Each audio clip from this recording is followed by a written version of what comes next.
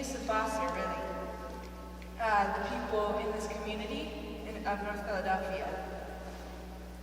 For the Saturday Free School, the relationship that we have to the Church of the Advocate is appreciated, and we understand that this is what makes the Saturday Free School a part of the lifeblood of North Philadelphia, which is not a responsibility taken lightly. We would also like to thank all who have donated to this event, and I would like to draw attention to the rest of the organizers of the symposium who developed this event, including the exhibition, showcasing information and photos and pamphlets of Henry Winston, of Derek's art that we have displayed in the church, and who also helped develop the general ideological framework of the symposium.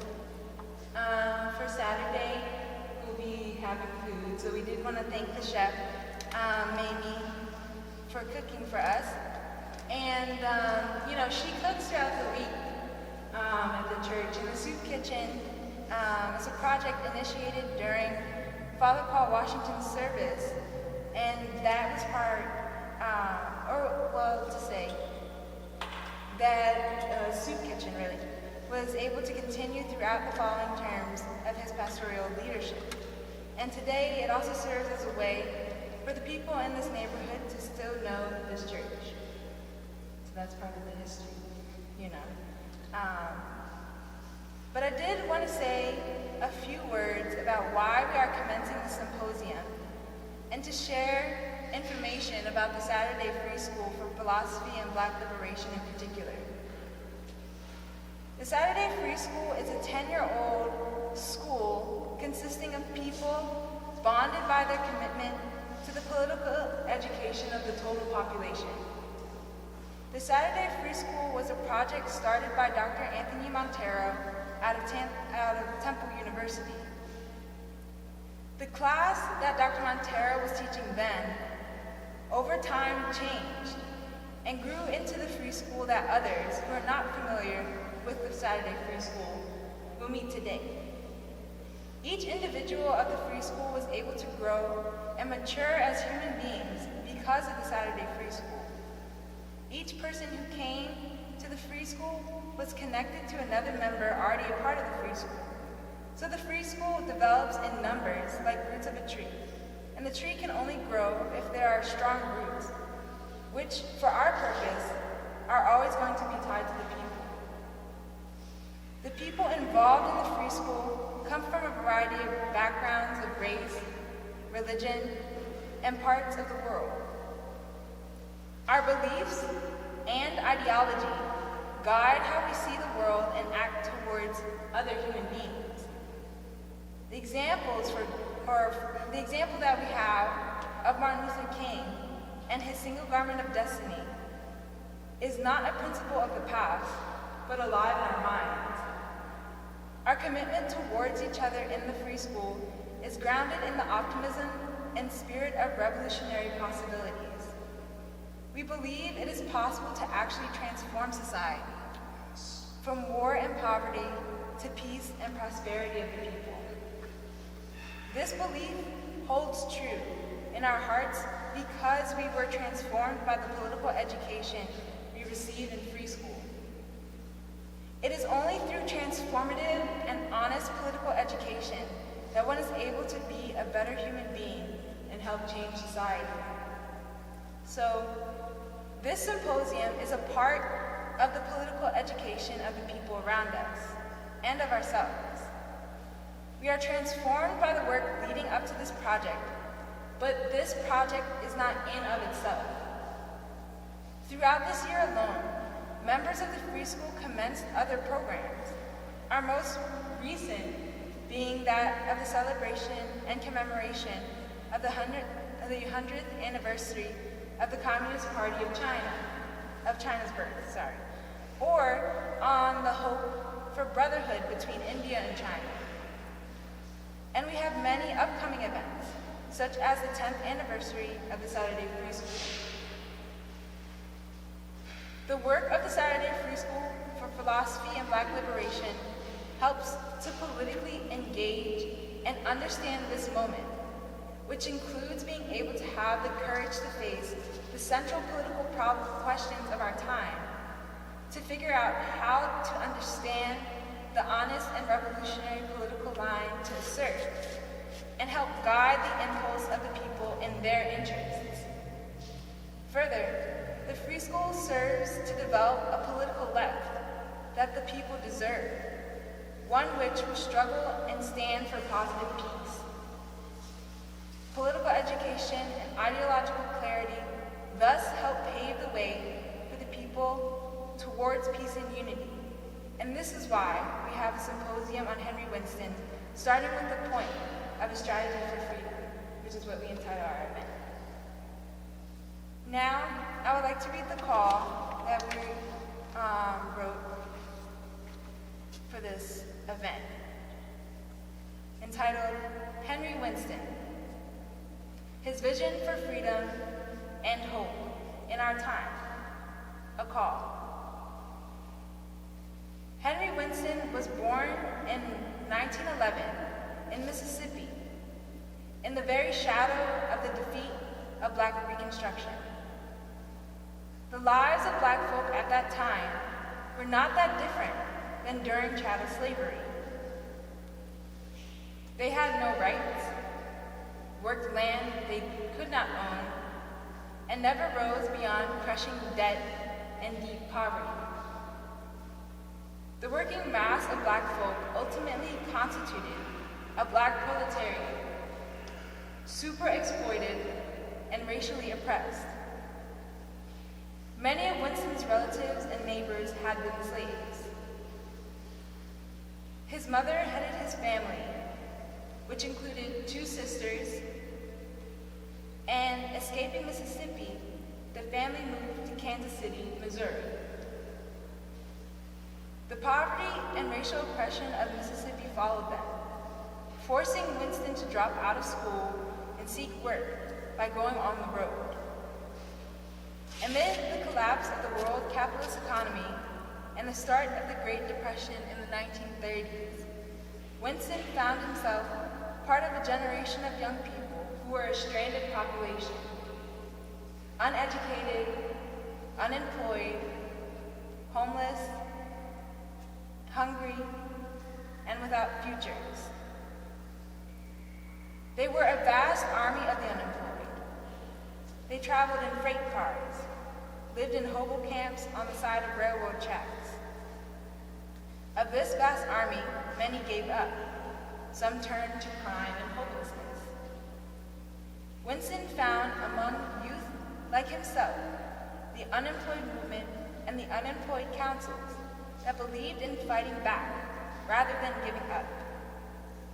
Here he met members of the Young Communist League and the Communist Party. He began to study politics, philosophy, and economics. He came to realize that there were few, if any, individual answers for the mass of impoverished and destitute youth, and that struggle was their sole hope. The life lessons Winston learned in his early life would be a compass, helping him navigate contradictions and obstacles for the rest of his life. Winston joined the Young Communist League, rising quickly to become its national organizational secretary. He studied Marxist-Leninism in the Soviet Union at the Lenin School. Here, he met communists and revolutionaries from around the world. He saw that the revolutionary process was a world process, and the class struggle in the U.S. was part of a vast struggle that included the anti-colonial struggles in Africa, India, and China. He learned that the Black struggle was linked to the movements of the darker peoples around the world. More than a decade before Winston arrived at the Lenin School, figures like Chu Deng, Deng Xiaoping, and Zhou Enlai, leaders of the Chinese Revolution, Ho Chi Minh of Vietnam, as well as revolutionaries from Haiti, South Africa, and Egypt had attended.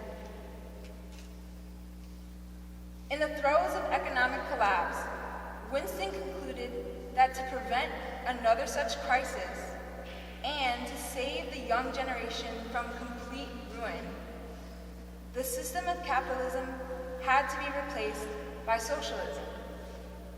He believed reforms, like many of those enacted by the Roosevelt administration, were significant but could not solve the general and intensifying crisis of capitalism. He saw the fight as two-sided, for radical democratic, political, and economic reforms under capitalism and for socialism. This was not an academic matter to be achieved. An alliance of the multiracial working class with the Black freedom struggle was necessary. For him, the working class could not effectively fight for itself and its class interests if it could not overcome all the elements of ruling class ideology which infected its ranks, first and foremost white supremacy. In this regard, he saw the rise of the Congress of Industrial Organizations, the CIO, and the organizing into unions of unorganized workers in the automobile, steel, mining, shipping, electrical, and transportation, and other industries, based on the principle of Black and white unite and fight as an important step forward. But the working class must fight all instances of racist terror against Black workers and Black people generally. In the fight against racism, Winston joined the struggle for the freedom of the Scottsboro boys, the 9 Black youth charged with raping 2 white girls on a freight train, crimes they did not commit. The fight was to save them from being executed and ultimately to win their freedom. This became an international campaign in the fight against U.S. racism and for the rights of Black folk. They were saved from execution, but spent long years in prison. For the rest of his life, Winston fought for the freedom of political prisoners, highlighted by his leading the struggle to free Angela Davis. During this time, Winston joined the Council on African Affairs, headed by the revolutionary and anti-colonialist Paul Robeson, connecting, as he would throughout his life, Black freedom with African independence. Winston rose quickly in the Communist Party and was elected in the Central Committee. The rise of fascism as a world movement and the threat to democracy and socialism found Winston becoming a fighter against fascism in Europe and in the US. He supported the democratic forces in Spain and defended the Soviet Union when it was attacked by Hitler.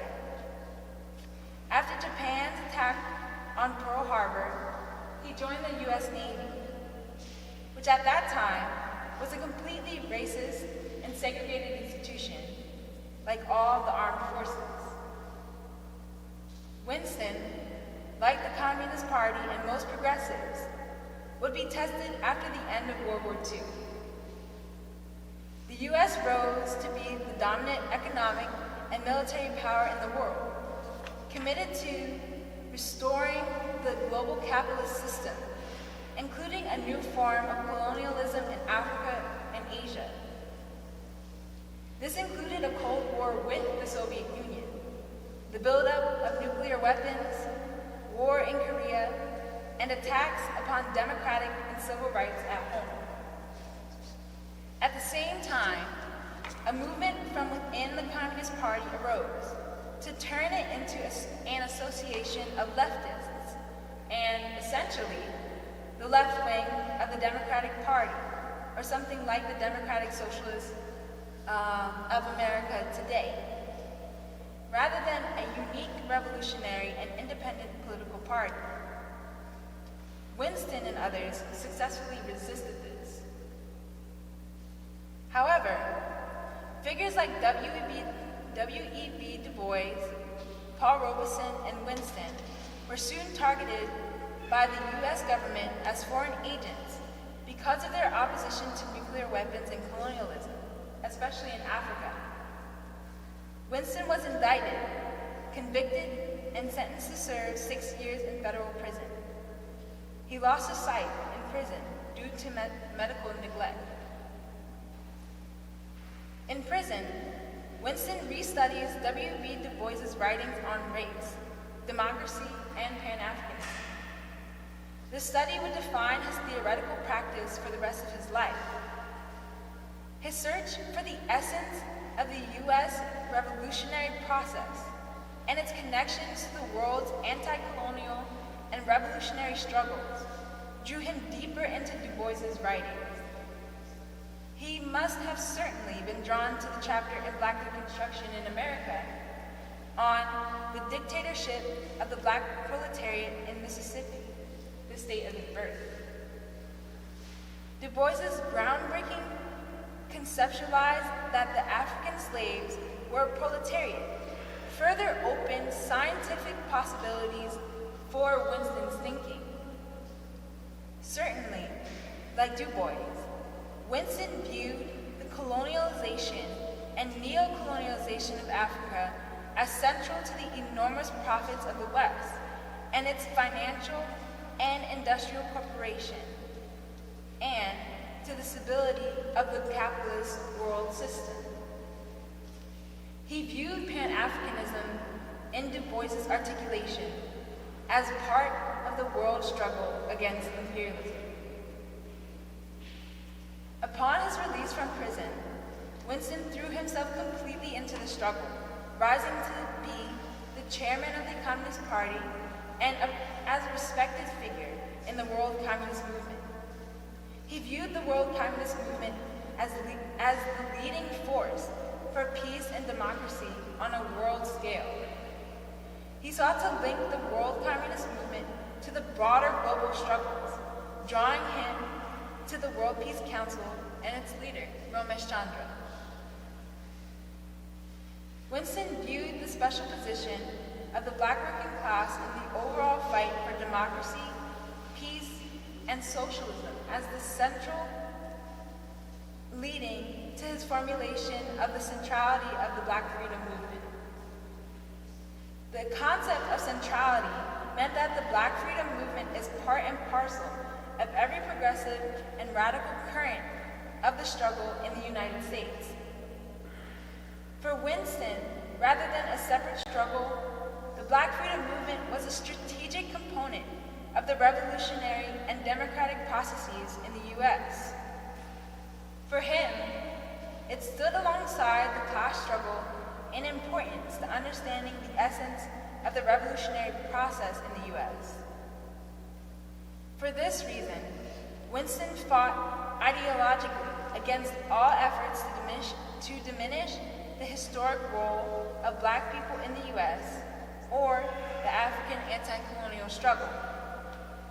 He was committed to building the Black left within the Black movement and within the general struggle in the U.S. As for Africa, he was particularly concerned with communist parties and left and radical movements in Africa. For instance, he had particularly close ties to the communist parties of the Sudan and South Africa. He also had close ties to the African National Congress of South Africa and revolutionary democratic parties in Guinea, the People's Republic of the Congo, and Cape Verde and Guinea-Bissau. He was particularly close to the Cuban Revolution and its paramount leader, Fidel Castro. Henry Winston's vision is anchored to his efforts to scientifically understand the unique essence of the revolutionary process in the United States, its substance, and in multiple forms. It was his view that such an understanding could ground a practice of unity and struggle against the monopoly capitalist system.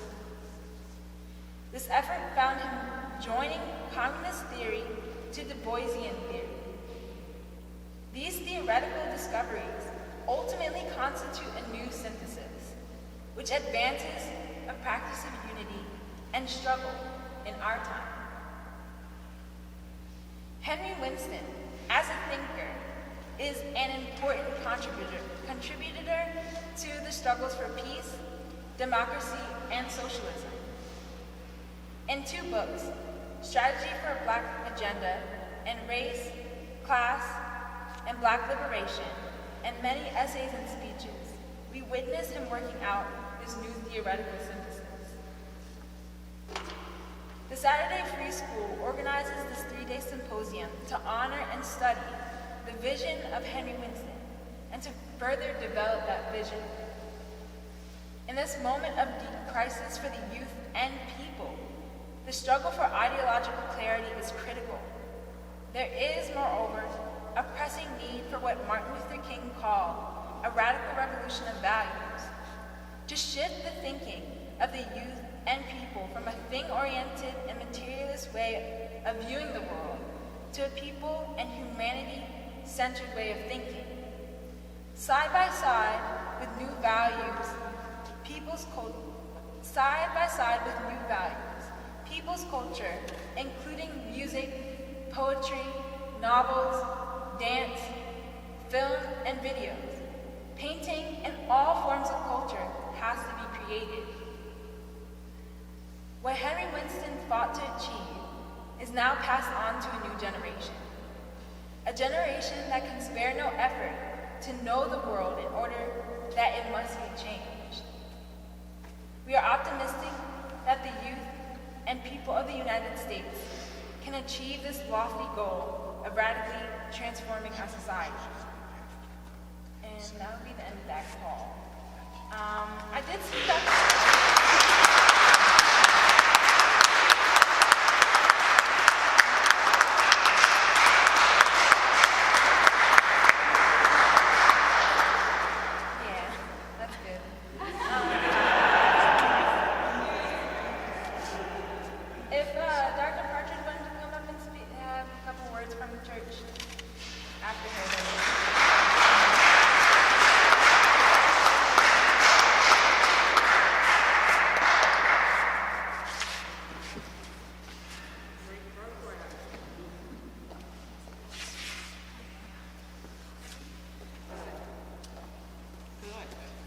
Wasn't that beautiful? Wasn't she wonderful? Ah, that was really good. Should I put my stuff in? You know, Dr. Monteiro, I love you. what can I say?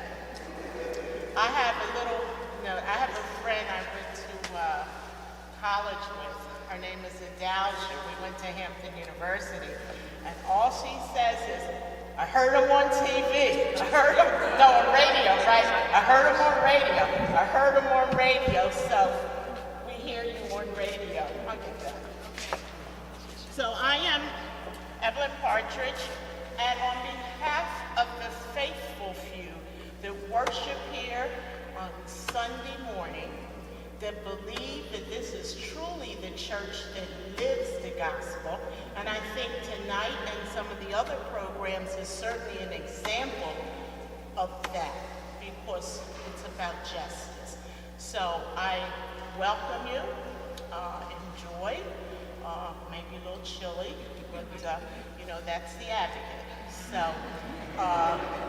just enjoy. And we thank you all for being here. And I would certainly be remiss if I did not say, service is at 10 o'clock or 10:30 on Sunday morning. So enjoy, thank you. And I think we just need to give Saturday free school.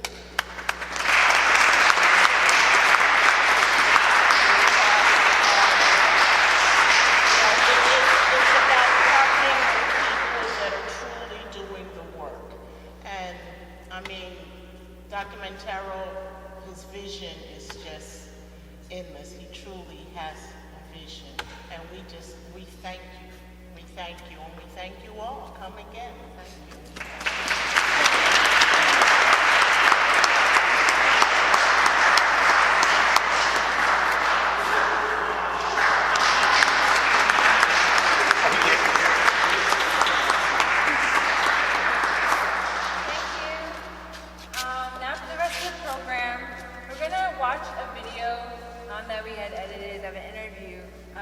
Henry Winston speaking, and following that, there will be a conversation about Winston. So I'd like to invite Emil to kind of introduce the video. Thank you.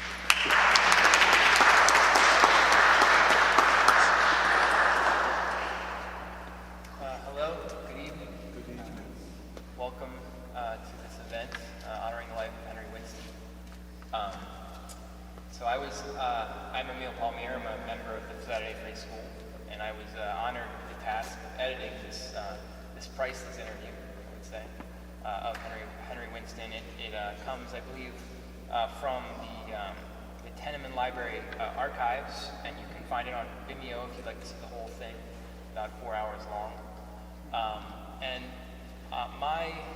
My goal in editing this video was to try and pull out Winston's thoughts, his ideas, and also how he came to those ideas, how they developed throughout his life. I also tried as best I could. I mean, it was a very, in many ways, it was a difficult interview because much of his life was a real struggle. But I tried as best as I could to bring out the laughter and the smile and the joy that Winston, the human being that Henry Winston was. And so, one thing I should also mention is that, it was a 4 hour long interview, and I edited it down to 45 minutes, so some of the transitions are a little abrupt, as well as the interviewer seemed to interrupt Winston pretty regularly, which was a bit frustrating. So some of the cuts that you see in some of the transitions might not be completely clear of the context, and I think what I want us to try to focus on is really the ideas that he's trying to get us to think about. And so I don't want to talk for too long. I think I'd like to see the interview, so.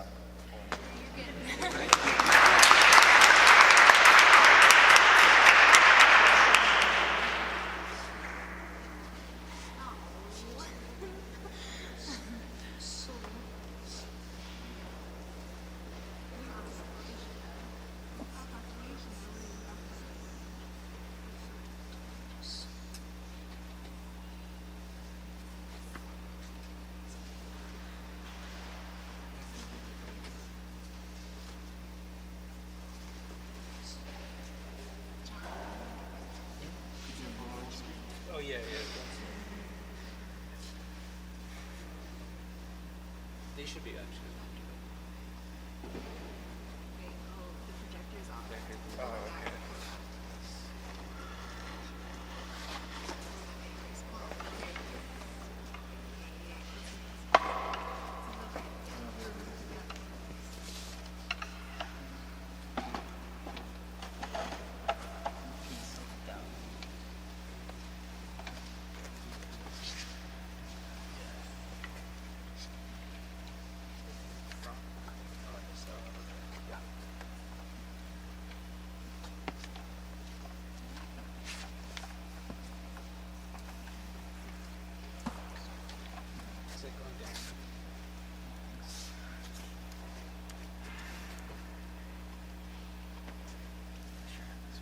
Oh. I think it's the maximum. Maybe we should move it a little bit more forward.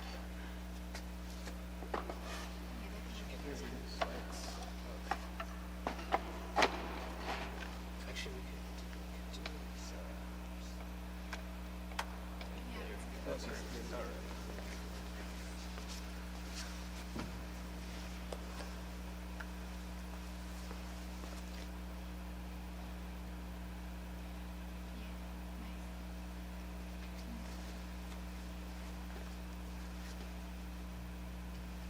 I was born in Harrisburg, Mississippi, the year 1911, April 2nd.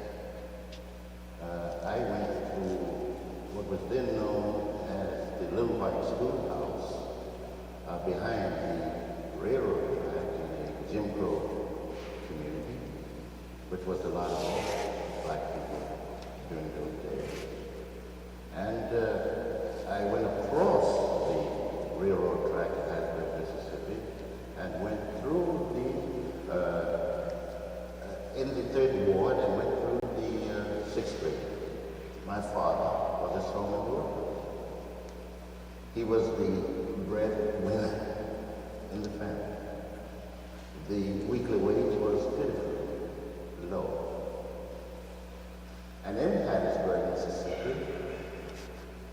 picture to children this day, and I'm certain for generations yet to come, is one in which they will be asking, Mama, Papa, how come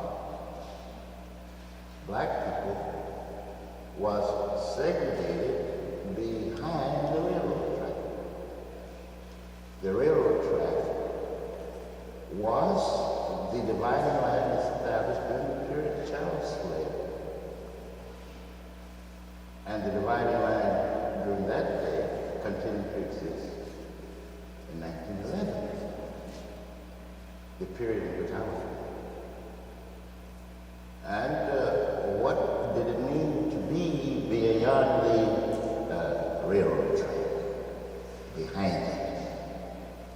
It meant that black people, economically, was at the bottom of the social ladder.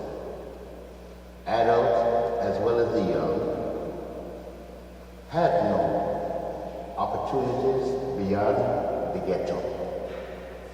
In this segregated community dominated by Jim Crow.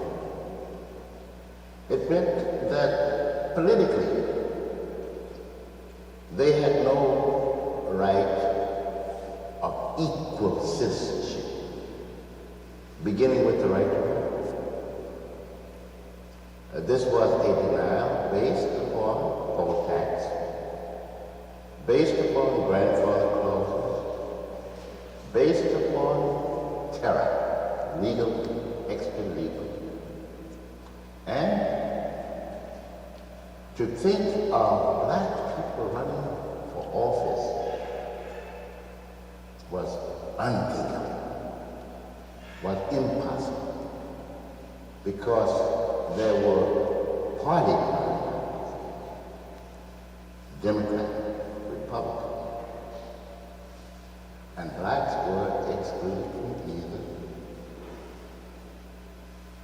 But also the possibilities of advancement, becoming men and women of dignity,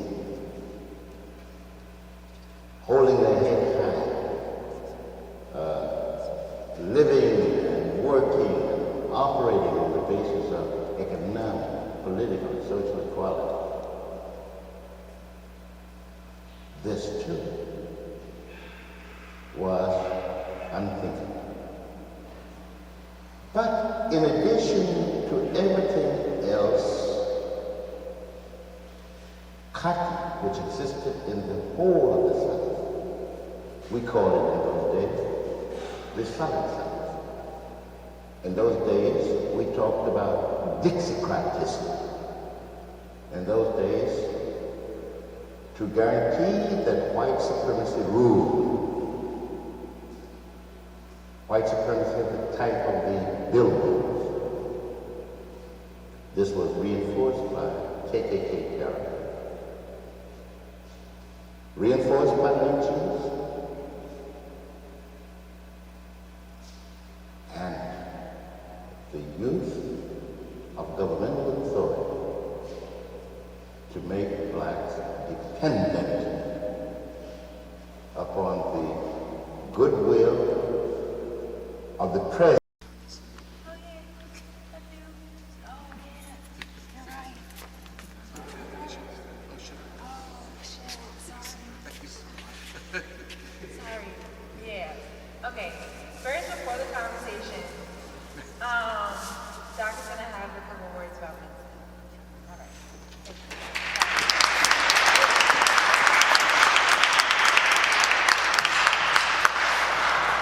Very much, and thank you very much, Serafina.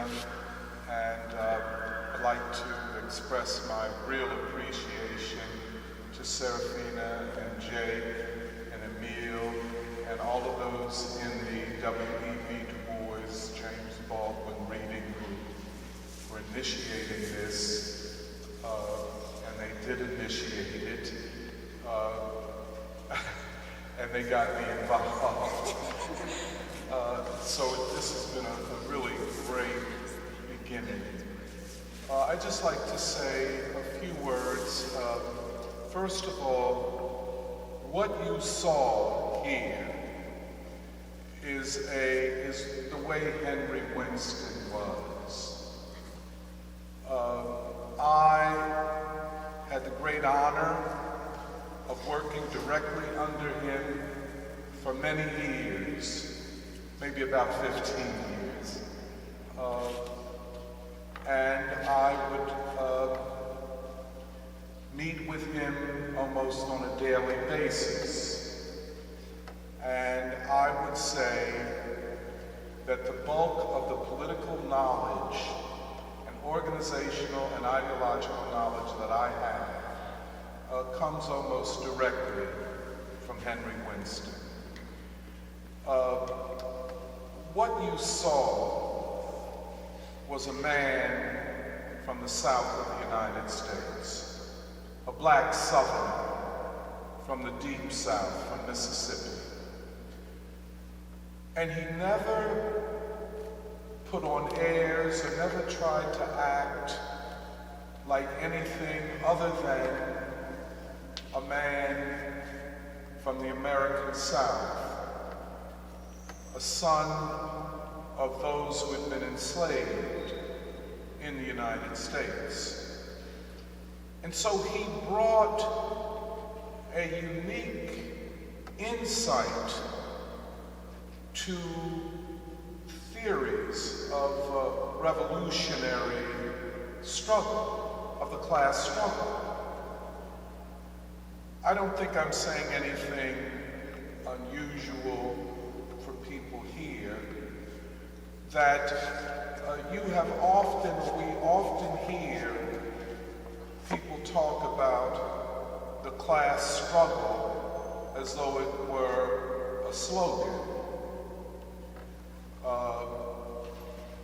Most of the people who talk like this have learned about the class struggle in college or in a graduate seminar, not in practice. So when you listen to Winston speak, in fact we called him Winnie, when you listen to him speak, and he spoke, and he was just like you saw him here, that's just the way he was. He was always referring back, as he said here, to the common man and the common woman. He was always talking about children, and he was always talking about the necessity of uniting the people against a common oppressor. Now, you can imagine how difficult it is for somebody like myself to take seriously all of the loudmouths, so-called activists who were wedded to identity politics. As Winston said, it is the me, not the we, that defines their practice. Winston always began with the we. The other thing, I think it comes across here, that he did not learn these things in a textbook. His life verified what the textbook said. And in fact, he added to what the textbooks were saying. In fact, that's why he wrote books and pamphlets and gave speeches and so on. I just want to say a couple of things. Mamie, the woman who cooks in the kitchen here, I had invited her to be my special guest. She didn't make it. But I wanted her to be my special guest because she asked Serafina a very important question. She said, Serafina, why is the free school giving a symposium of 3 days about a black man that very few people know about these days, and who was a member and leader of the Communist Party. And I thought that was a very important question. In fact, a journalist that was interviewing Serafina asked the same question. And clearly, it is a question that we should answer. It's not a hostile question. In today's world, very few people, since the end of the Soviet Union and the undermining of the world movement, the world communist movement, many people don't even know what a communist party is, what communist parties did, and certainly they have no idea of why a person like Henry Winston should be studied, why he should be studied. Well, I think by just listening to this interview, and Emile did a wonderful job of editing it, because the interviewer was at some points very hostile to Winston. And Winston, as you can see, was a very dignified man all the time, very polite, very generous, just like you saw him here, very serious, very thoughtful, very thoughtful. I was going to say something, let me just say that. And, you know, Du Boisian in always going back to chattel slavery and the anti-slavery struggle, and what the anti-slavery struggle teaches the working class as a whole. And thus he would come forward with the concept of the centrality of the Black freedom movement, which is another way of saying, what do Black people have to teach the nation, and what does their struggle and their history have to teach white people, Asian people, Hispanic, people of all races and religions? And his idea was that Black people had an enormous amount to teach. But then he also had this notion that Black people must learn. We must learn from the world struggle, the anti-colonial struggle, the achievement of socialism in the Soviet Union and China, Cuba. He was very interested in African independence. You know, I couldn't remember a time when he did not, in his speeches before the Central Committee or before the conventions of the Communist Party, would not talk about African independence, and in particular, before it became a popular thing, the struggle against apartheid in South Africa.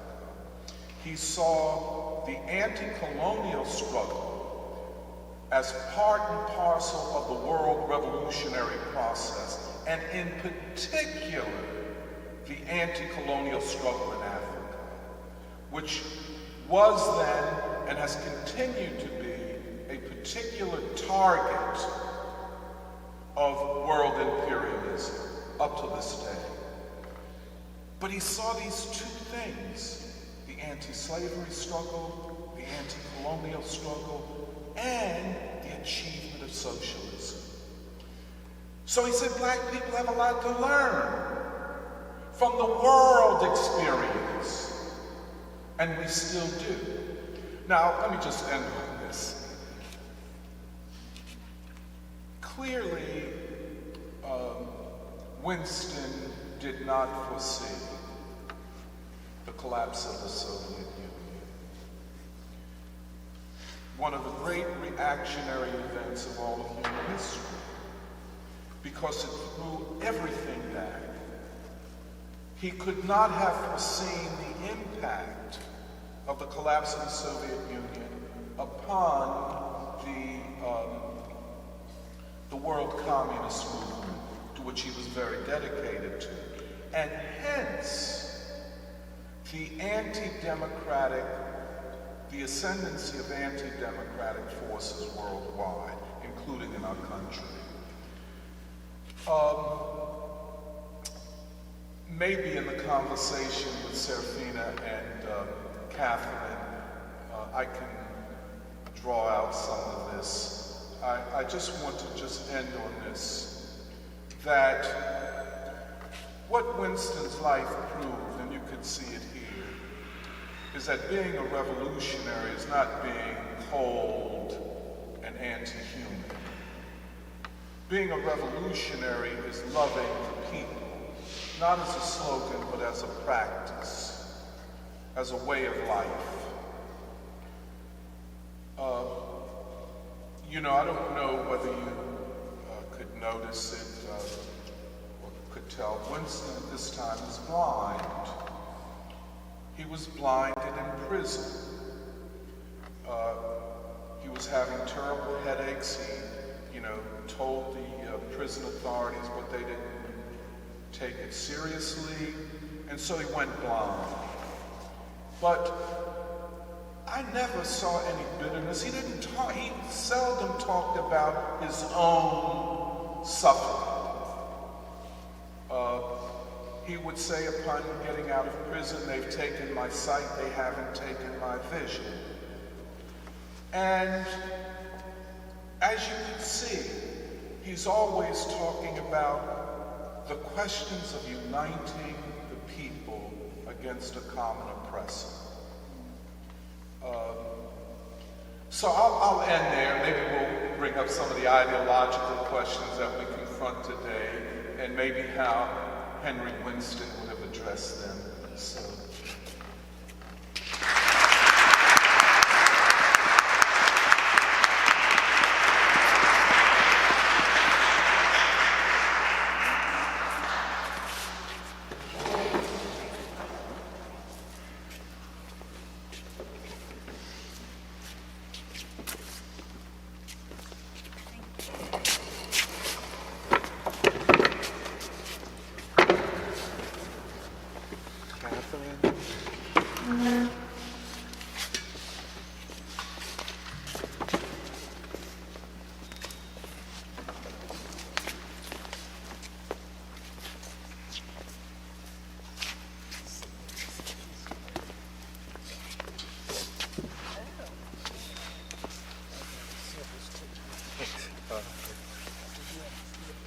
Yeah, we all have the sniffles. For those of you who don't know,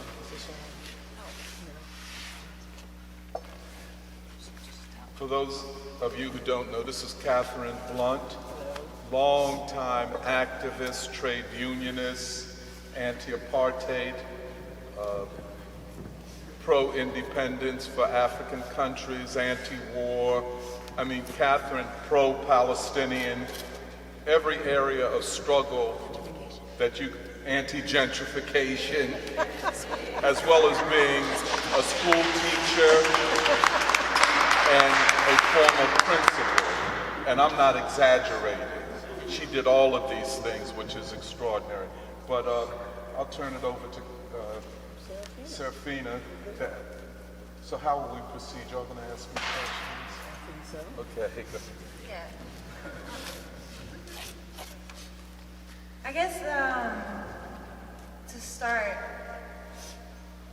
and as you mentioned that, Winston comes from the South. Yeah. What other influences was Winston thinking about? In the interview, he was speaking of Galileo, and those kind of examples that he thought were moral as well. But I did want to ask about his relationship with Du Bois. Was there a real connection, or was it just what he read?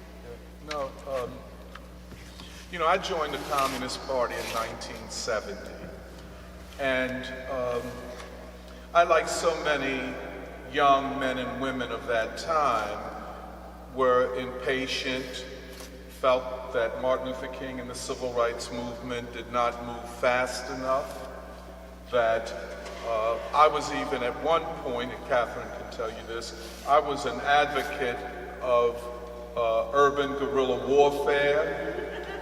Went to jail for that too. But yeah, let's not talk about that too loud. But we are live streaming. But it's a part of the public record. But anyway, and when I came into the Communist Party, the thing that was so impressive to me were all of these black men and women, like Winston and others, who were experienced, who knew the world, who fought strategically, not just for the immediate thing or not trying to be a celebrity, like we see so much today.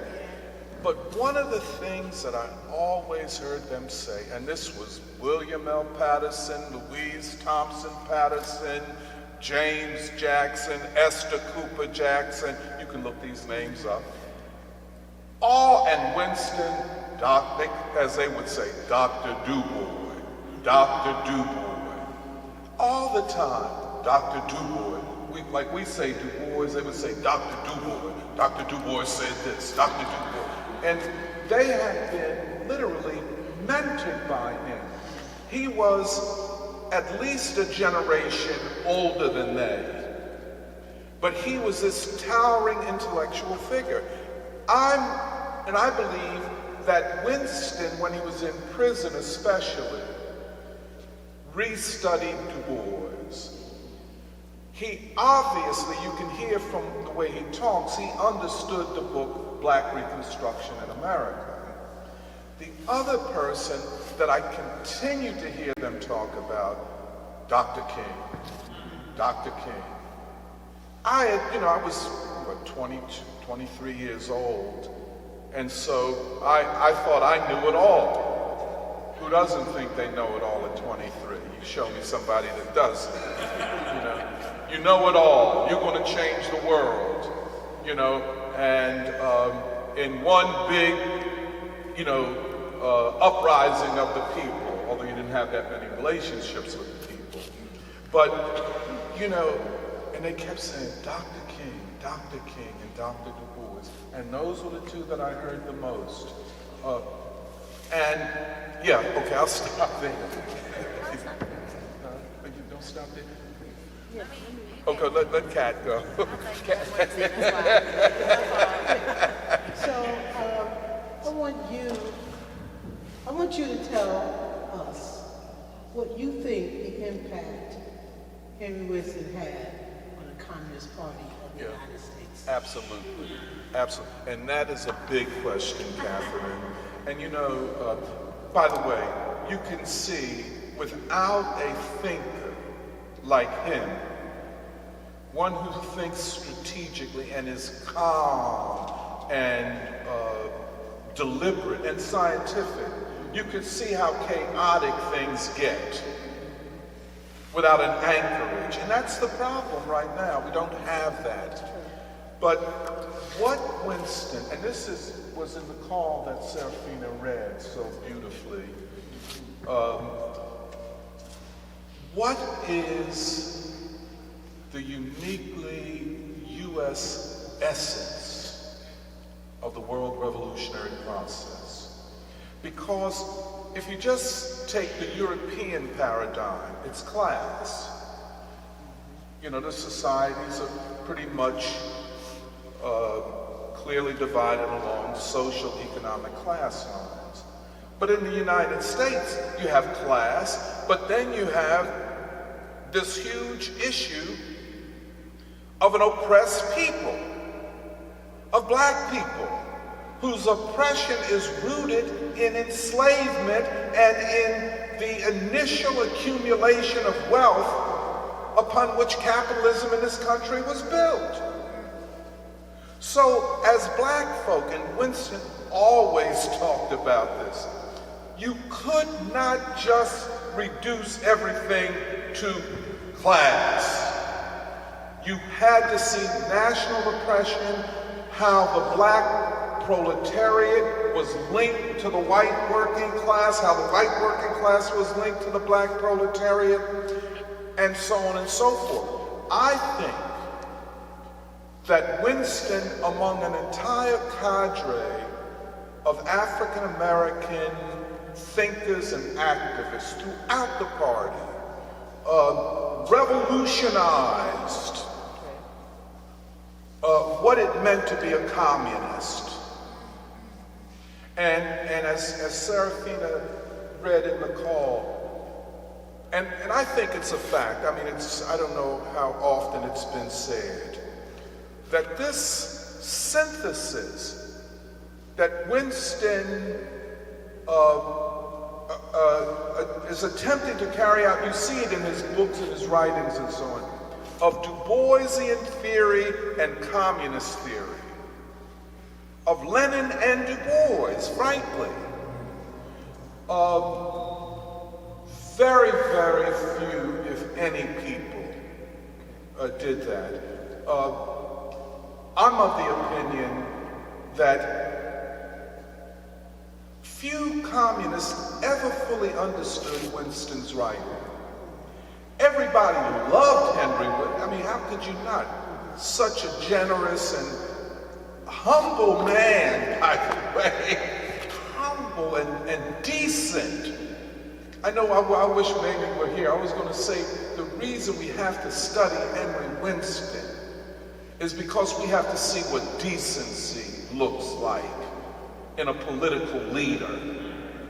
You know, this is not your Democratic Party hack. This is not your, really your trade union opportunist. This is not your loudmouth that just found out about racism activist. You know, this is a man who is very stable, very anchored, very humble, very generous, takes every question. And this questionnaire, this guy asking the question, if you had seen him, he was not respectful of Henry Winston. But Winston was respectful of him. So I think as Shirley Graham Du Bois' second wife said about him, his day is marching on, I think the same is the case with Henry Winston. We have not yet finished with Henry Winston. We are still learning Henry Winston. And if I could say something, if you don't mind. You know, I worked very closely with Serafina on this project. And I could see, the reason I'm convinced that he still has so much to teach and we have so much to learn from him, I could see the way she reacted and responded to his thinking, to his ideas, and such. So I think he has a great deal to say to the younger generation at this time of crisis.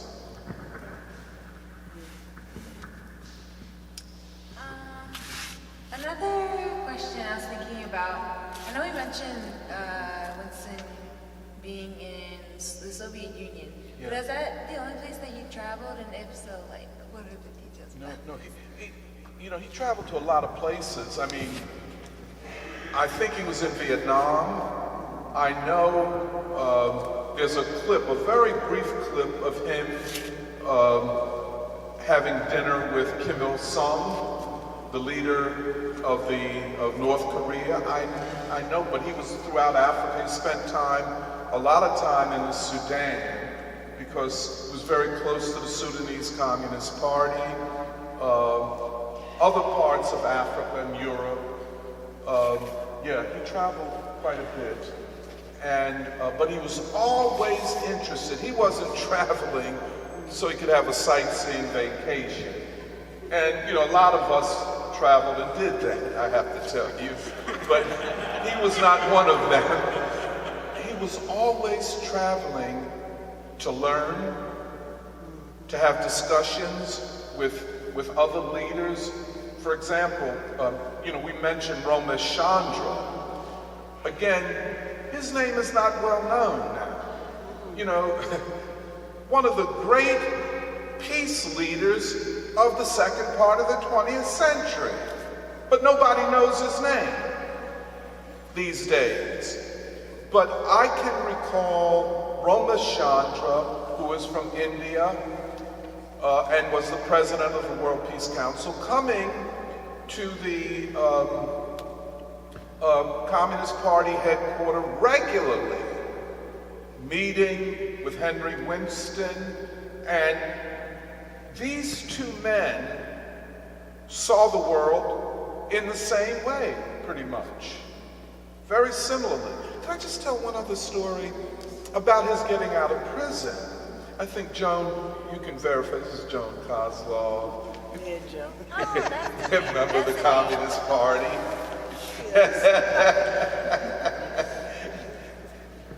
One of my mentors and teachers from back in the days. But in the call, we said when Winston was sentenced to 6 years, no, it was 8 years, in Terre Haute. I think it was 8, but he did. He served. He served 7, yes.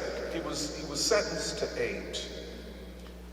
And Terre Haute in Indiana. And the story I get is that the Cuban government had one of the people who was involved in the Bay of Pigs. They'd captured him, or a couple of them, and they wanted, the US government and the CIA wanted this man, or these men. And what the Cuban government and Fidel Castro insisted upon, or the exchange, would be Henry Winston for them. So it was international solidarity that led to him getting out. He would go to the Soviet Union, and there's a story about a young Russian girl who offered to give up her eyes if it could give him sight. So he lived in this solidarity. He was well loved in the world communist movement, believe me. Well respected. One of the things that it is easy to do is to dismiss a black man as a theoretician and major thinker. We hope to dispel that this weekend. Major thinker. Oh, go ahead, sorry. So I want to ask you about Stokely Carmichael, whatever he calls himself these days. Kwame Ture. Kwame Ture.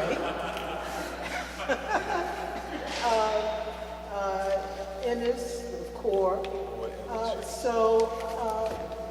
Winston was very critical Yes. of these men and what they stood for. Will you please explain the basis of that criticism? Yeah. This is really something. When you read his books, his books are like critiques of prevailing theories. Many of them, or most of them, contribute more to disunity than to unity. As you heard him speak, nobody can be free unless everybody is free. So there has to be unity, the fight for unity. Like if Winston were around today, and I guess we could take the logic of his thinking, there's no way in the world, from a revolutionary point of view, that we could support the 1619 Project, or settler colonialism, or the LGBTQ movement as the vanguard of social progress. We just couldn't do it, because each of them, knowingly or not, promotes a strategic and tactical position of disunity. And so you get Roy Ennis, who was the head of CORE. Roy Ennis, by the way, the Congress of Racial Equality was one of the leading organizations in the civil rights movement. It was headed by, at the time of the civil rights movement, a man by the name of James Farmer, a really dedicated fighter for civil rights. But then, in the post-civil rights movement, that is after the passage of the civil rights laws, then it is a coup d'etat. It's taken over by this group of right-wing cultural nationalists. And they're going to use the brand and the cultural and political capital of the Congress of Racial Equality to fight for the opposite of what CORE fought for. So Winston attacks and critiques, I should say, the ideas of Roy Ennis in the same way almost that Du Bois attacks the ideology of Marcus Garvey. You see what I'm saying? This separatism. Now, if somebody's going to say, well, black people constitute a nation within a nation. True that. But we constitute also a decisive part of the working class. So what do? Because we are an oppressed nationality, do you use that to separate us from the working class? Well, what does that do? That means that the black petty bourgeoisie becomes dominant over radical ideology. We see it all around us. All we have to do, go down the street here to Temple University. Afrocentricity. Get rid of Dr. Monteiro because, as, if you don't mind me saying, Malefe Asante asserted that I was not a scholar, I was nothing but a communist apparatchik. His language. Now he should be ashamed, up to the heavens for using, no, but he's not, of course. But you see how the ideology of separatism and really the ideology of non-struggle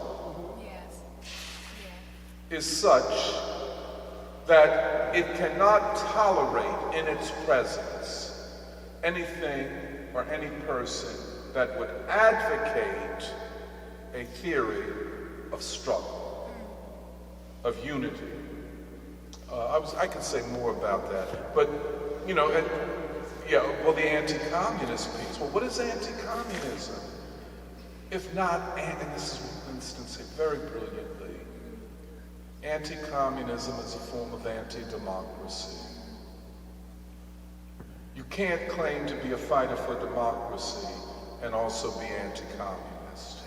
And you don't have to be a member of a communist party to fight against anti-communism.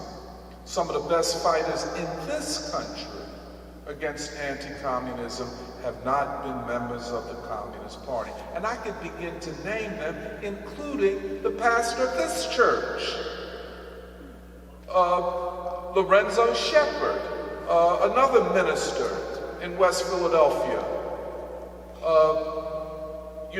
When Angela Davis got out of prison, Reverend Shepard opened the doors of his church. The doors of this church were open to Angela Davis and others, even up to this day. The fact that the Saturday Free School could conduct conferences and symposium about a communist or about the Communist Party of China and be welcomed, this represents a high level of democratic consciousness among African Americans and African American institutions.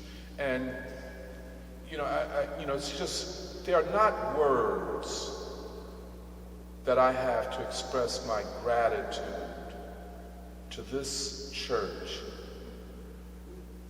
There I mean, there are very few places in this city outside of the black churches and 1199C of the Hospital Workers Union that you could go and be welcome to discuss things like this. And the Saturday Free School is, for those who don't understand, the Saturday Free School is not a communist party by any, although this is a question that's come up lately.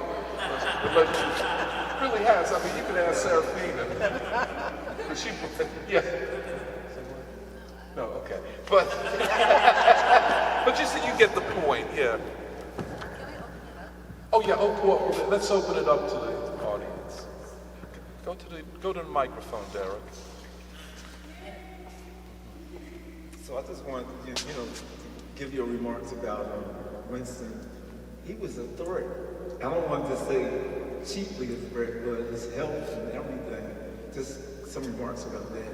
Yeah, you're right. And taking advantage of that. He was, this well, but you know, captain. Don't go nowhere. But what you saw were human qualities that constitute leadership qualities. What you saw was a seasoned fighter for freedom who was also a leader. That's what leadership looks like. I mean, for people who have never seen leadership, that's what it looks like. That's the way it conducts itself. It's humble. It's precise. It's principled. Well, I mean, I don't know what that... Does anybody see that around these days? But go ahead, Derek. I'm sorry, I interrupted you. He was that threat to systems. Yeah. He was. Did you say? I think he was. And I think it's that ideological clarity. Yeah. You know how he said, it's not just the word, it's the deeds. Substance of the, that's right. Because, he said that, and that's the way he rolled, that he was very practical, by the way. And a real organizer. In other words, to be the chairman of a communist party, you could sit back and put your feet up on the desk and talk trash all day and night. Another thing is to translate decisions that different bodies of the party or what's going on in the world, to translate that into a practical program, and then to mobilize all of the people within the party, outside of the party, to fight for that. Not by haranguing people, no haranguing, no putting of people down. Have you ever experienced that? He was always a generous man, and he believed that you win people by convincing them, not by putting them down. And you can see it, just what you saw there. That's clear. Yeah, I'm sorry. No, it's very clear, but just to reinforce that his life activities moved a lot of things. Absolutely. So. Yeah, I agree with you. I agree with you. Thank you. Yeah, thank you, Derek.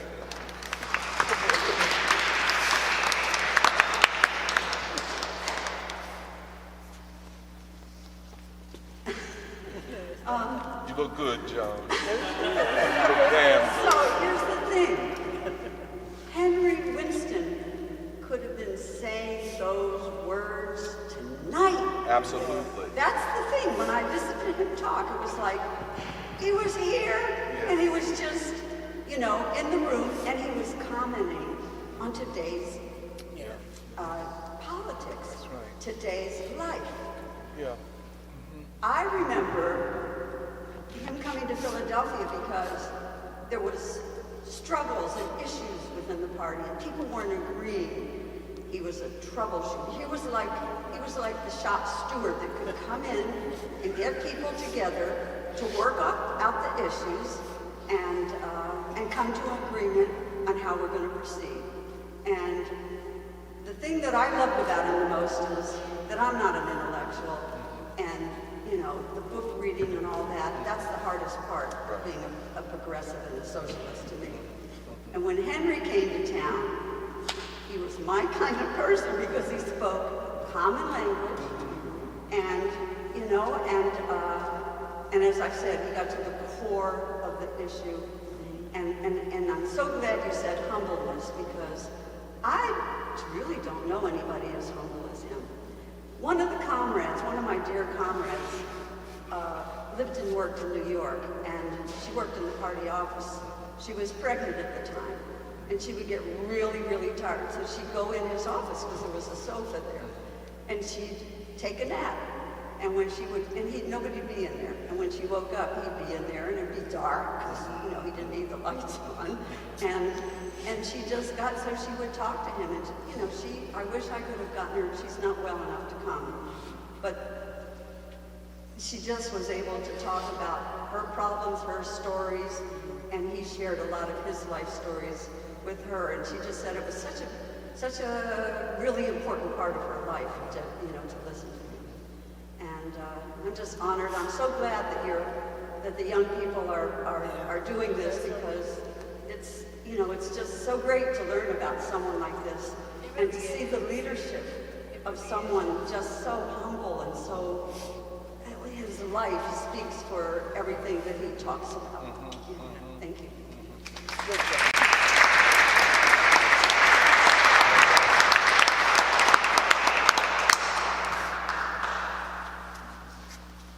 Thank you. I wanted to ask about something Dr. Monteiro and Mrs. Blanc brought up earlier, which is the issue of political leadership. Part of the interview that really struck me was the part where Winston talks about, the Red Scare, right? So the communists led the Popular Front against fascism during World War II, and after the war, the non-communist elements, were fearful, whatever, purged them. So I think that hints at something. I don't know, maybe if communists were just working as anti-fascists, of course the non-communists wouldn't need the leadership of the communists to do that, right? So I wanted to ask, Doc, you earlier talked about if there were to be a movement, it's not, or it should not be led by the LGBT movement or the woke thing or whatever. I wanted to ask, what do you think? How will it look like? Say that one more time. How what it will look like? A movement look like, or how should it be led? Yeah, so that's a great question, and I hope to be able to work with you as we go forward to answer those questions, because in a lot of ways, our movements are severely weakened by the absence of a political and ideological vanguard. And by that I mean not a dictatorial overseer. I'm talking about a collective of thinkers and activists who can help to give leadership in these various movements. I don't think it's news to anybody that in the absence of an ideological vanguard, the ruling class of the United States has a monumental advantage over us. They shape the discourse, they, invent their own leaders. I mean, if you think the Roy Inneses and all of those that Winston criticizes back in the day, I think it's 100 times worse now. These leaders, and I put quotes around that, who were invented by the class that is oppressing all of us. How do we work our way out of this? This is something that we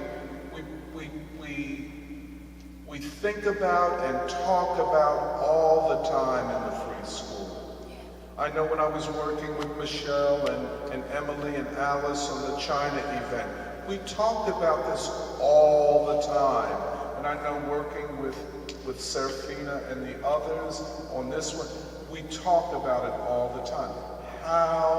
What is the path out of this difficult situation?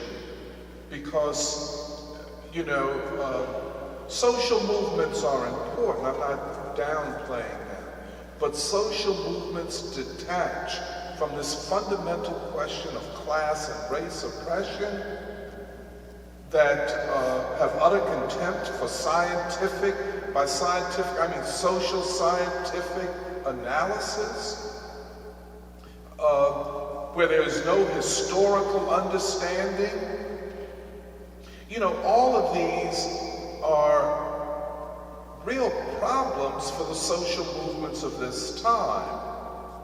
And Zeu, I do not have the answer to that. I know aspirationally what I would like to see, but how we get from what is to what should be is a big question. And in a lot of ways, it falls upon the shoulders of your generation. Yeah, so I'll just stop there. That's the best I could. Thank you for that question. Hello, thank you so much for everything. I think I wanted to thank you for sharing about Lorenzo Shepherd. And is that the same Shepherd from Mount Olivet Baptist Church? Yes. Yeah, no, I mean what you said about him as kind of a fighter against anti-communism. Absolutely. And I know through what I've been reading that Jim Roebuck, who was recently displaced and kicked out of his office by new progressives, who are, they're claiming they want to come in and solve problems, but they're displacing people. And I just wanted to ask a question of the panel. Do you think gentrification is a kind of anti-communism? Because, I mean, this is a history to build upon. Very interesting question. I'll turn it over to my worthy colleague, Catherine Pluck. Oh, wow. You know, and I've only been doing this for a couple of years. I've only been doing this for a couple of years. And somehow or other I backed into it because I live in West Philly and I saw it happening and happening so fast, even on my own block, which when I moved there in '85 was 100% African American, and now I can count the families on my hand. And what comes with gentrification is an attitude that my neighbors, my new neighbors, tend to display. I'm going to tell you that the last house on my block sold for $550,000. It is a 2-story, 3-bedroom row house. All right? Who would pay that kind of money?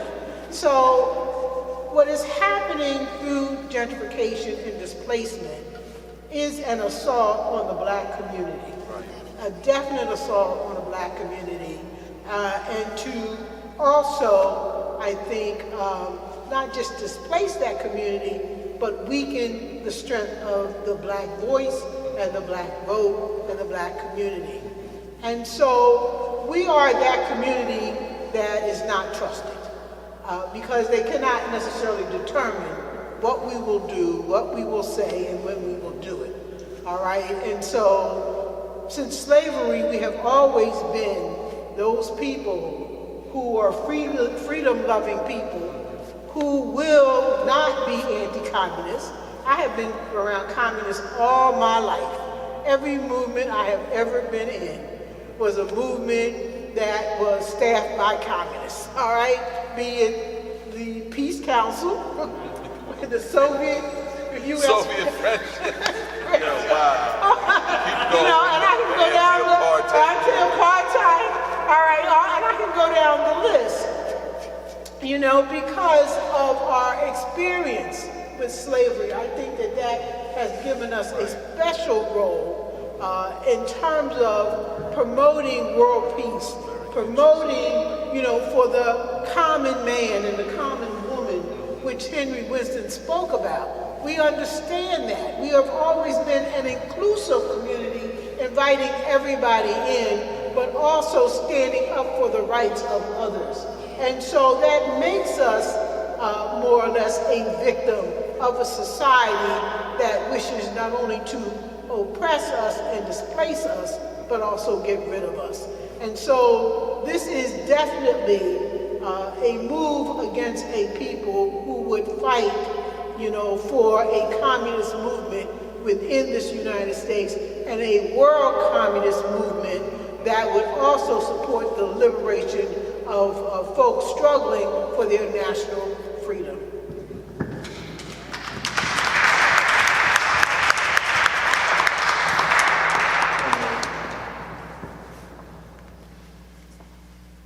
How do you think Henry Winston advanced King's idea of the need for a revolution of values at home, and I guess the strategy for anti-imperialism to achieve that?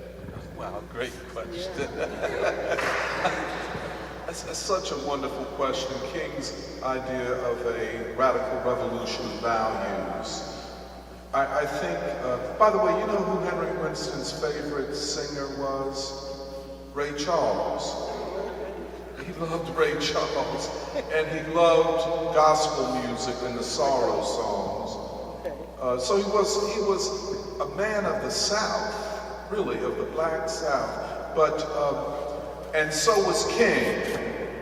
Martin Luther King was a man of the South, and this idea of a radical revolution of values as almost, and this is very interesting, a precondition for a high level of struggle, but also that a radical revolution of values transforms individuals and groups of people and transforms thereby the conditions of struggle itself. So, Nathan, I would say, indeed, there is commonality there. As I would suggest in a general sense, I agree with Catherine, there is a commonality between all forces fighting for democracy and peace. A genuine fighter for democracy, be she or he a communist, a democratic radical, or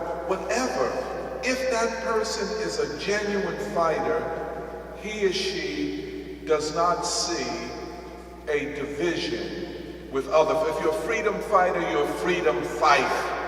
That's what I'm trying to make.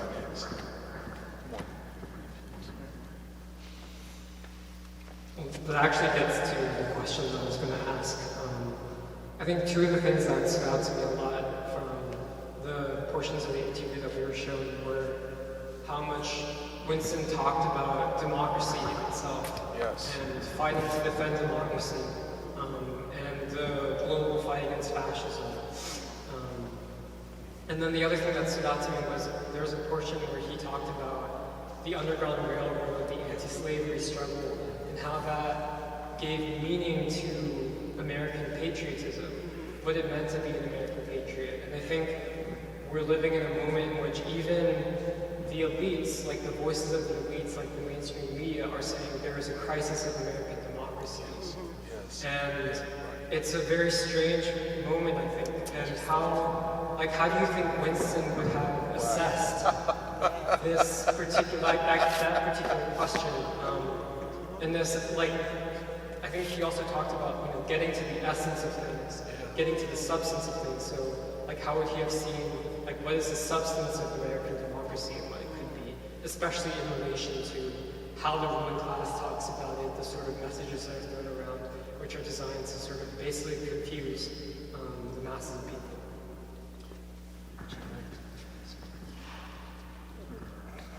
Well, I know very well what you're talking about. See, I think when the ruling elites and their ideologues speak about the crisis of democracy, they're really talking about a crisis of the rule of the ruling elite. That's the crisis that they're talking about. And what their answer to their crisis is to further undermine democracy while calling it defending democracy. I think Winston would see it in those ways because, and you know, I've tried to learn from Winston. I don't know how well I have learned. Sometimes I feel that I haven't learned well enough. I honestly do. Because I always think, well, what would Winston say on this? And I think there's some ways that I think that he may not have agreed with. But, you know, really I do. But because he's always talking about what he calls the monopoly ruling class, the corporate ruling class. And of course, when we talk, you know, Robert Kagan or these ideologues, we have to understand that they come out of foundations that are financed by corporations, and they speak for the corporate ruling class. And so therefore, when they talk about a crisis of democracy, and I think this is one of the things the Free School has attempted to, you know, state and argue, they're really talking about a crisis of their rule. The people are rejecting their rule, and they're calling it a crisis of democracy. So I think Winston would look at it like that.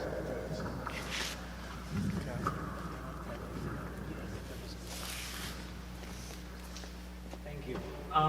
Yes, so for my question, well, you two have definitely answered it in a wide variety of ways, but to get right to it, based on your experiences in the struggle, what advice would you give to the up-and-coming communists and organizers of today?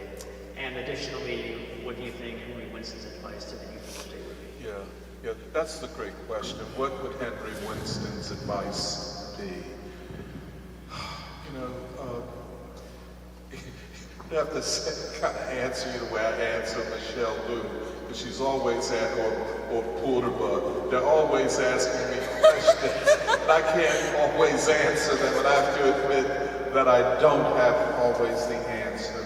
But I think, you know, because Winston was big on political education, and that the younger generation must take seriously political and ideological education. It cannot be taken afar or taken out of position by those who say, well, you don't need ideology. You don't need political education. That's, we're in the postmodern period, if you don't say. I think, and I see it, I do see it in the Free School. I think Catherine and I agree upon this. The great potential of the younger generation.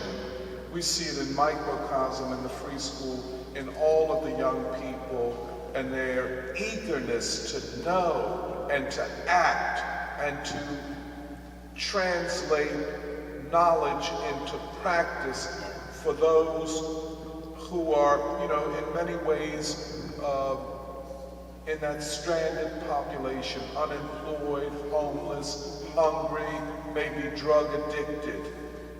What can we say to them?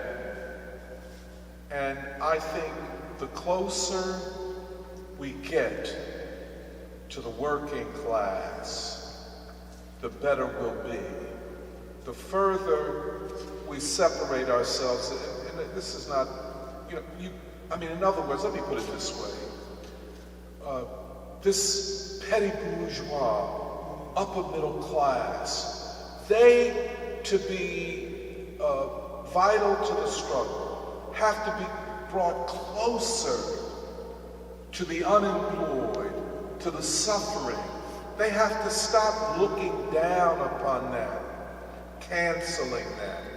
You know what I'm saying? So I think, I guess what I'm trying to say also is we all need a radical revolution of values to take us from a selfish orientation to a human and humanity orientation.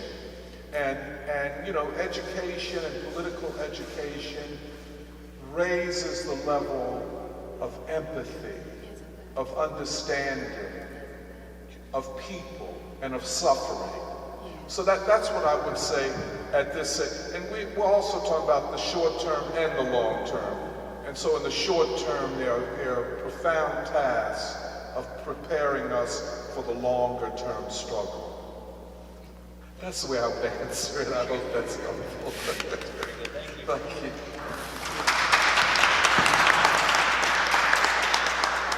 Good evening. First, I wanted to thank each of you, everyone for the space, of course. And actually, my question is quite simple. It goes off of something that a few other people have brought up.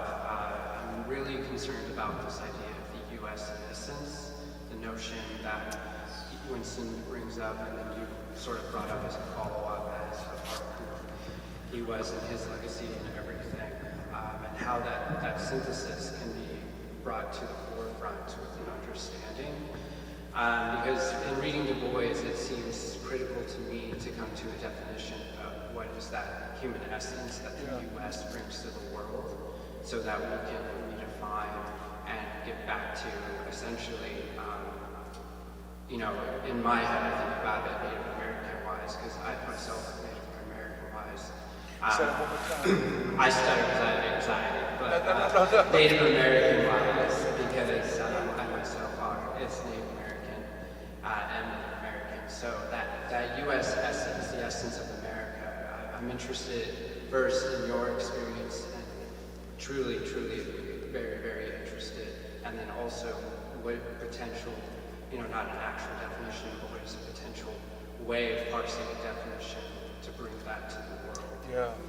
Yeah, that's, let me let Serafina.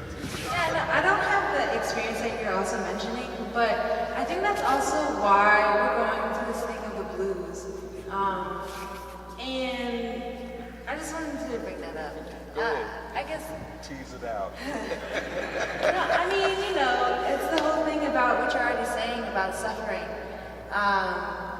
And to be able to connect, with other human beings. But again, with what you guys are saying, like how Winston goes back to his chattel slavery, Du Bois goes back to that, Black Reconstruction. What that also created, I guess, for the question of American democracy, in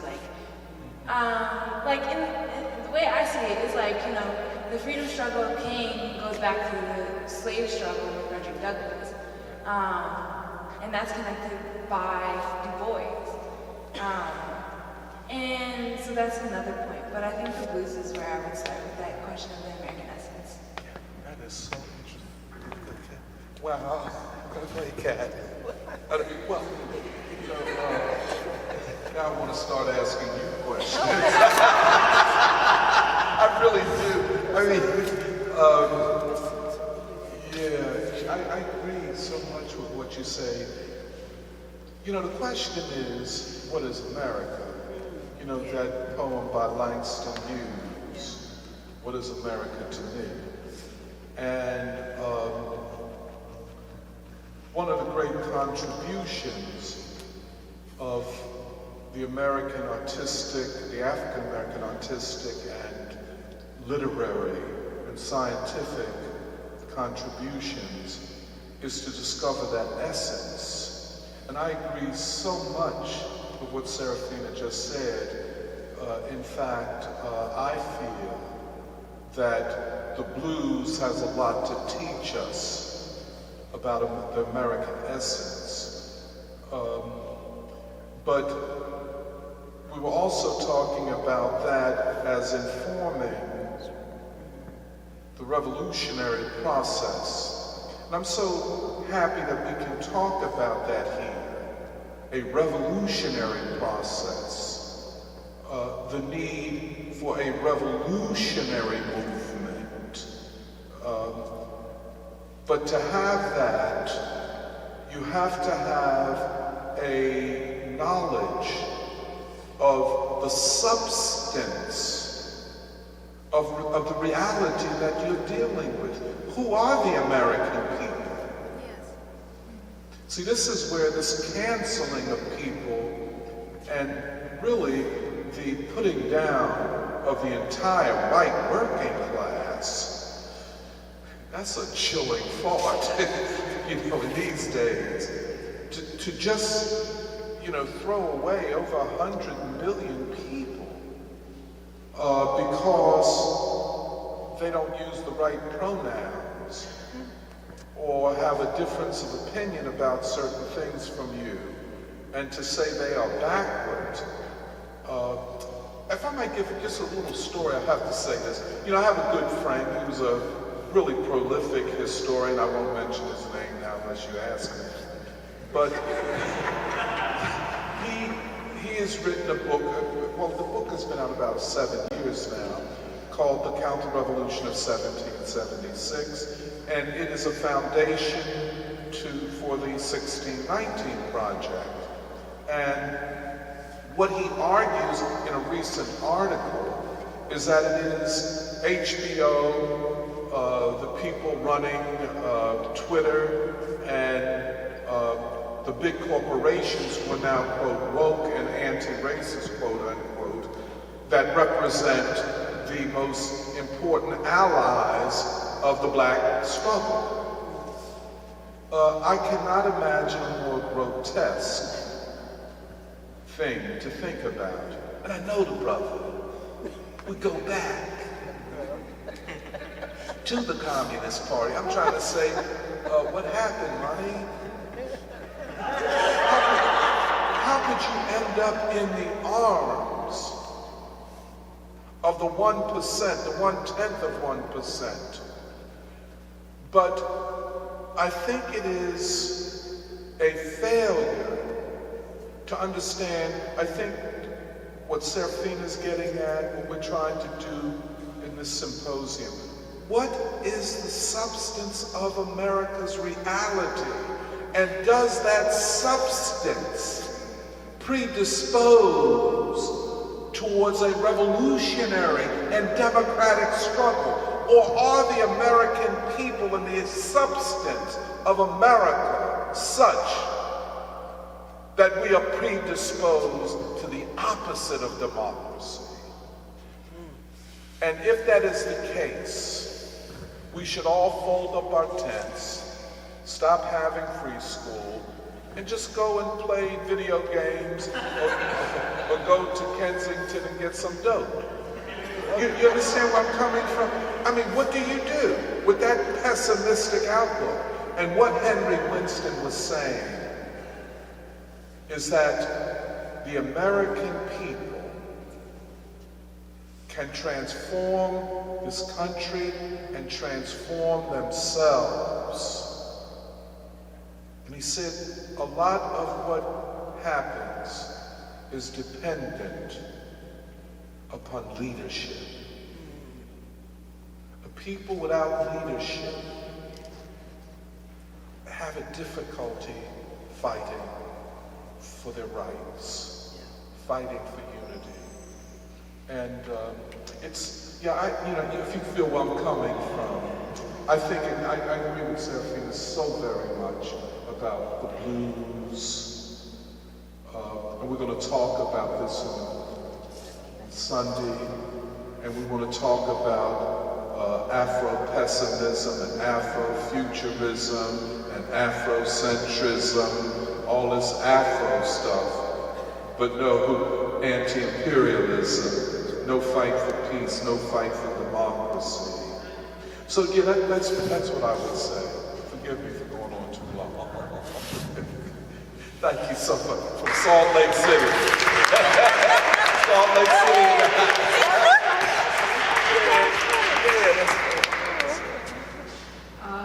I've been thinking about something Winston says in the interview, which is that human nature is class conditioned. Yes. I've been thinking about that, what it means. I was hoping you could go a little bit further into that, because it's not as simple as saying that a person cannot transcend their class condition, because he's proof that one can. Yes, I agree. But what I was thinking about is that as class divide increases, something that we're seeing today, it becomes difficult for one section of people to understand another section of people at a human level. which is, and it sort of precludes the possibility for unity that we need. So I was just thinking if you could comment on it. Yes. You know, when I heard that, I thought about Manasvi, because she's studying linguistics, and language is almost a class determinative phenomenon. But, and I know, Purnima, you being from India, and the tradition of caste and class and other divisions, and people, and especially when the British came in to restructure Indian society, claiming that they're doing it on the basis of what is human nature for certain groups. And what Winston was trying to do is cut through, on the one side, the white supremacist argument that, well, it's only human nature for groups to want to be with their own, just thus upholding the system of racial segregation and racial inequality. The other side of it is a kind of Afrocentrism, or Afro-pessimism, Afro-futurism, that black folk are so different at the level of their human essence as to make class unity and democratic people's unity impossible. And you know, I've heard it so much. I've had it thrown at me. Well, how are you going to unite with these white people? Look at what they're doing. You know, I was in an argument today, not an argument, a discussion. I mean, you can hear this formulation in almost every discussion with people who do not have a deeper understanding of the nature of the real divisions in this society. And what Winston is saying, and he was making, and this is what King was saying too, that the working class, you can't take it as a static phenomenon. It can be transformed, and is being transformed. You know, I listened to Tucker Carlson on Fox News, probably the most intelligent commentator on cable news. But he's not right on a lot of things, on most things. For example, he rails against the claim by the liberal establishment that the nation is racist and we liberal elites are waking it up. We're woke and so on and so forth. Now, he calls himself defending the white working class. And what they'll say it openly. This is not a racist country. How could we be a racist country and elect Barack Obama? I could give you 100 answers to that, but, or how could you have Kamala Harris if we're a racist country? So my argument is, and I think this is the case, that the nation is not as racist as it once was. But that does not mean it is a non-racist nation.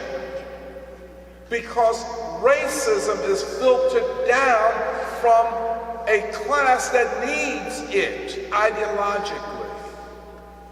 And so to say that it is not yet where it should be is not to say that it's where it was. Martin Luther King and the Civil Rights Movement and Muhammad Ali, and I would even go so far as to say Marvin Gaye and Aretha Franklin and Ray Charles and the blues has transformed the American political cultural landscape. This is not the nation it was. White America is not what it once was, but it is not what it must become. Black folk are not what we once were. I think what we once were a few decades ago is preferable to a lot of what we are right now. But, yeah, really, I mean, but we are not where we must be.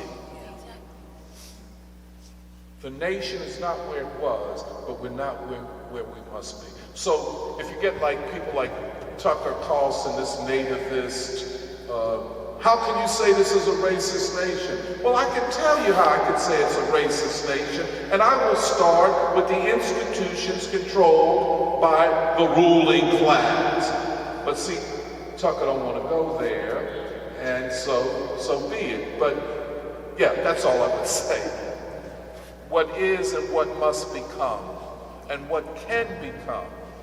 And you know, I know in my conversations with Serafina, we talk so much about the potentiality of what exists at this time.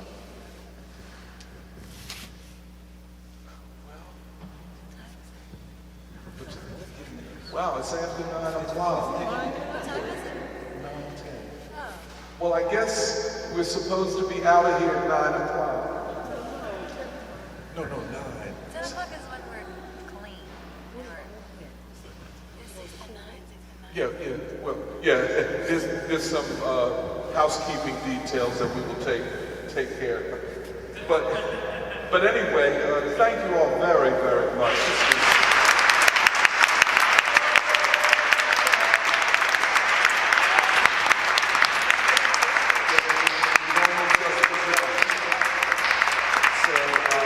I hope everybody comes back tomorrow.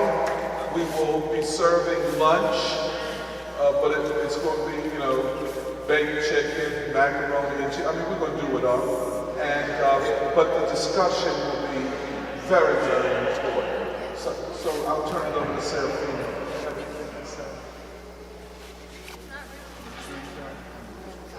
Okay. My worthy colleague says she doesn't have anything to say. We start at 10 a.m. tomorrow, so try to be on time. 9 o'clock.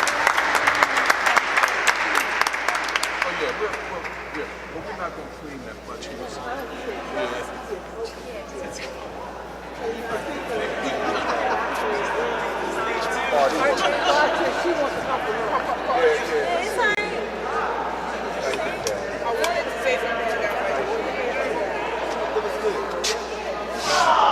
Oh yeah, that's going to be good. He carries us. No, yeah. We got to worry about it. Oh yeah. Oh, definitely. Special. Yeah. No, we have to. Hey. And a good turnout too. Of young people. Oh yeah, no, that's great. So the other thing I heard. A lot to talk about.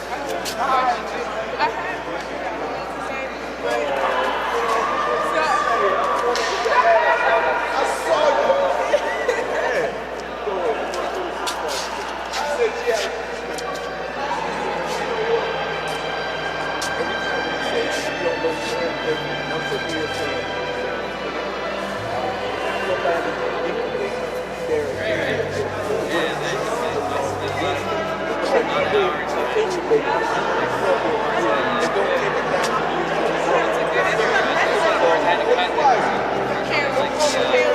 Can't